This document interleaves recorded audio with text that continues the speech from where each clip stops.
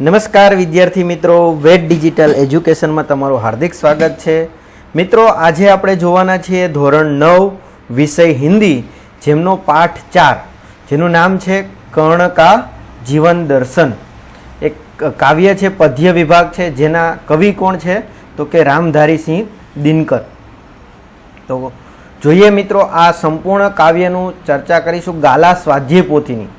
મિત્રો, પાઠ जो तमारे જોવાના बाकी होय तो तमे चेनलना प्लेलिस्टमां जईने पाठ जोई शको छो। आजे आपणे आ विडियोमां गाला स्वाध्याय पोथीनुं संपूर्ण सोल्यूशननी चर्चा करीशुं अने चेनलमां नवा होय तो चेनल सब्सक्राइब करी देजो। तो चालो शुरुआत करिए। विभाग 1 पद्य आधारित। प्रश्न 1 है, सही विकल्प चुनकर रिक्त स्थानों की पूर्ति कीजिए। पहलो प्रश्न है, सांसारिक सुख भोगने की इच्छा खाली जगह की नहीं थी तो किसकी नहीं थी तो कि कर्ण की। दूसरा प्रश्न है, राज्य से प्राप्त खाली जगह मनुष्य साथ नहीं ले जाता तो कि वैभव। तीसरा प्रश्न है, कर्ण के आदर्श वाले मनुष्य खाली जगह का भार नहीं धोते तो कंचन।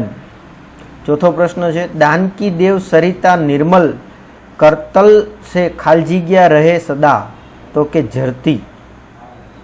पांचमू, गरुड़ खाली जगह में नहीं होता, गरुड़ तो के मोहल्लों में।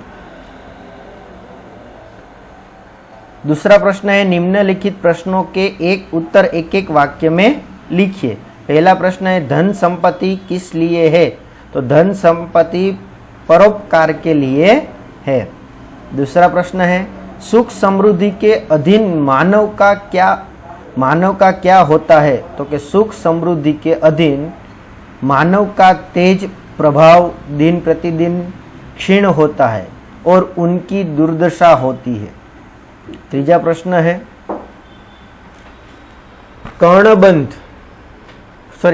फणिबंध से कौन छुटाते हैं तो फणिबंध से गुरुड़ जैसे साहसी और वीर पुरुष ही छुड़ाते हैं। चौथा प्रश्न है, कर्ण की एकमात्र इच्छा क्या है तो कर्ण की एकमात्र इच्छा थी कि उनके हाथों से सदा दान की निर्मल सरिता बहती रहे और निर्धनों के दुख हरता रहे। पांचवा प्रश्न है, किस तरह के लोग कंचन का भार नहीं धोते तो कर्ण जैसे दानी पुरुष कंचन का भार नहीं धोते। छठो प्रश्न है, कर्ण स्वयं को किसके समान बताता है तो कर्ण स्वयं को पक्षीराज गरुड़ के समान बताता। सातवां प्रश्न, कर्ण को कौन सा अहिपास काटना है तो कर्ण को दुर्योधन पर विपत्ति अहिपास का काटना है, विपत्ति का अहिपास काटना है। आठवां प्रश्न है, वैभव हेतु ललचाने का क्या परिणाम होता है तो वैभव हेतु ललचाने का यह परिणाम होता है कि वह लालच ही मनुष्य को नष्ट कर देती है। विभाग એટલે કે પ્રશ્ન 3 ની ચર્ચા કરીએ એ પહેલા ખાસ મિત્રો, જો તમારે બીજા વિષયની ગાલા સ્વાધ્યાય પોથીના સોલ્યુશન જોઈતા હોય તો તમે આપણી ચેનલના પ્લેલિસ્ટમાં જઈને તમે સામાજિક વિજ્ઞાન, ગણિત, અંગ્રેજી, गुजराती तो बधा ज विषयनी तमे गाला स्वाध्याय पोथीना छे ई शुं करी शको छो, सोल्यूशन मेळवी शको छो।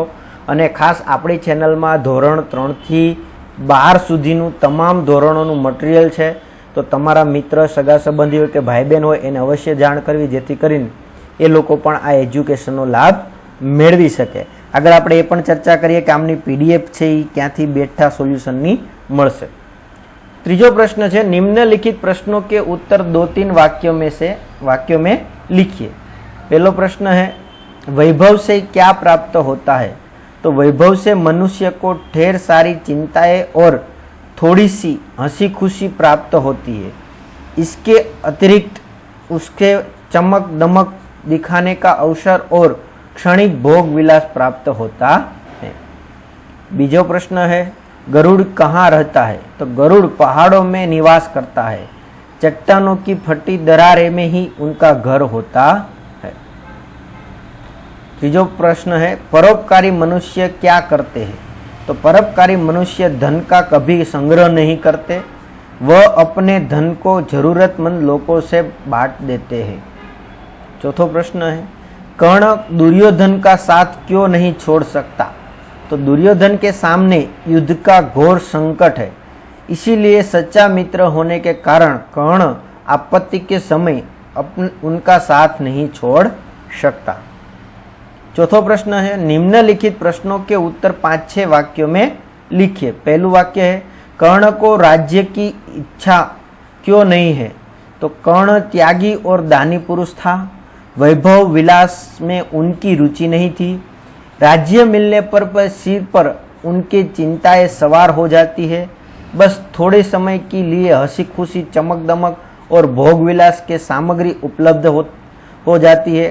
कर्ण इन क्षणभंगुर वस्तुओं को तुच्छ समझता है, इसीलिए उसे राज्य की इच्छा नहीं है। दूसरा प्रश्न है, दानी पुरुष का स्वभाव कैसा होता है? तो दानी पुरुष धन दौलत को संग्रह करने की वस्तु नहीं मानते, वे अपना धन दूसरों को बांटने में ही रुचि रखते हैं। अपनी बहुमूल्य वस्तुओं को दूसरों के देने में संकोच नहीं करते हैं। वे किसी से कुछ लेते नहीं, वे दूसरों को देने में सुख का अनुभव करते हैं।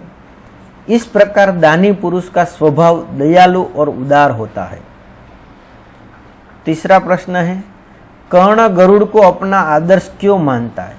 अथवा तो दूसरा प्रश्न इस तरह पूछा जा सकता है, कर्ण स्वयं को गरुड़ क्यों मानता है?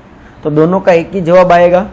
तो देखते हैं उसका जवाब क्या आएगा। तो कि गरुड़ कबूतरों की तरह मोहल्ले में सुनहरे शिखरों के रहना पसंद नहीं करते, वह पहाड़ों और चट्टानों की दरारों पर रहते हैं।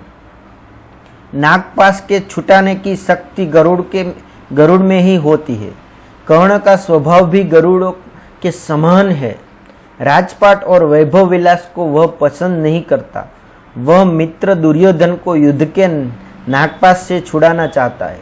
इस प्रकार गरुड़ जैसा स्वभाव होने के कारण कर्ण उसे अपना आदर्श मानता है।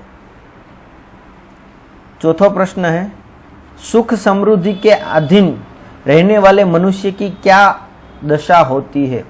तो सुख समृद्धि के अधिक रहने वाले मनुष्य की धीरे धीरे अपना प्रभाव खो देता है। राजपाट, राजमुकुट और मणियम सिंहासन उनका तेज हर लेते हैं। उनकी वैभव पाने की लालसा प्रतिदिन बढ़ती जाती है, परंतु यही लालसा अंत में उनका विनाश करती है। इस प्रकार सुख समृद्धि के अधीन रहने वाले मनुष्य की अंत में दुर्दशा होती है। तो इस तरह सभी प्रश्नों के उत्तर आएंगे, जवाब आएंगे। अब देखिए विभाग 2, व्याकरण विभाग अथवा व्याकरण आधारित। तो पहला प्रश्न है, निम्नलिखित शब्दों के विरोधी शब्द लिखिए।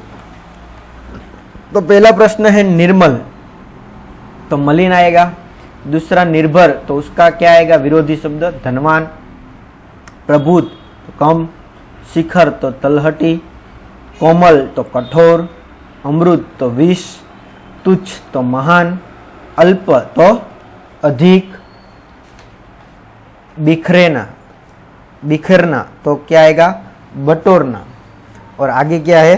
तो के विपद पुरस्कार, तो क्या आएगा उसका विरोधी?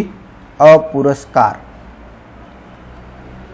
पुरस्कार का विरोधी क्या आएगा? अपुरस्कार। दूसरा प्रश्न है, निम्नलिखित शब्दों के पर्यायवाची शब्द लिखिए।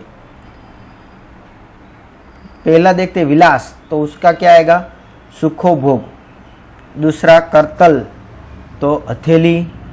तुच्छ तो शूद्र, प्रचुर तो प्रभुत, दरज तो दुरार, प्रासाद तो राजमहल, शिखर तो चोटी, आंधी तो ऊंधन, वारी तो पानी, विष तो गरल, शैल तो चट्टान, अयन तो गमन, कोमल तो भूतृ, भुजंग तो सर्प, आपद तो धूप और विपद तो क्या आएगा?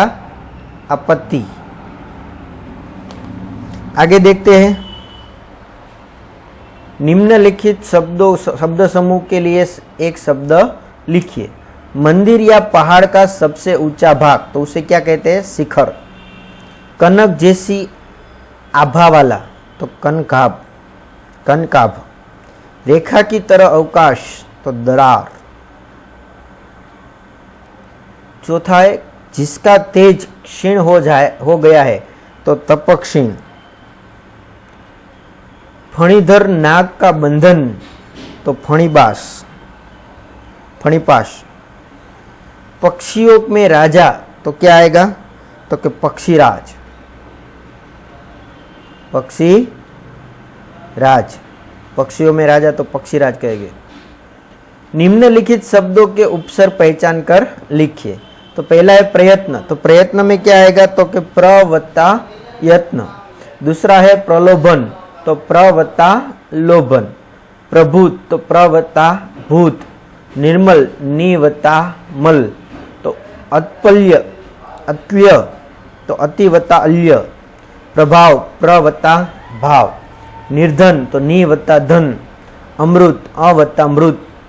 अतिरिक्त, अति वत्ता रिक्त। प्रतिदिन, प्रति वत्ता दिन। दुर्दशा, तो दुह वत्ता दशा। प्रचुर, प्र वत्ता चूर। विजय, तो वी वत्ता जय। परोपकार, पर वत्ता उपकार। आगे देखते हैं प्रश्न 5। निम्नलिखित शब्दों के प्रत्यय पहचान कर लिखिए। सांसारिक, तो उसका क्या आएगा? संसार वत्ता इक। सेवक, सेवा वत्ता क। भयंकर, भय वत्ता कर। प्रभावहीन, तो प्रभाव वत्ता हीन। सुवर्णिम, तो सुवर्ण वत्ता हिम। मणिमय, तो मणि वत्ता मय। क्षणिक, क्षण वत्ता इक। जरूरमंद, तो जरूर वत्ता मंद। दयालु, तो दया वत्ता लू। आवश्यकता, तो आवश्यक वत्ता ता। बर्फीला, तो बर्फ वत्ता इला। समृद्धि, तो समृद्ध वत्ता ई। विलास, तो विलासी, तो विलास वत्ता ई। અને झंझावाती, तो झंझावात वत्ता ई।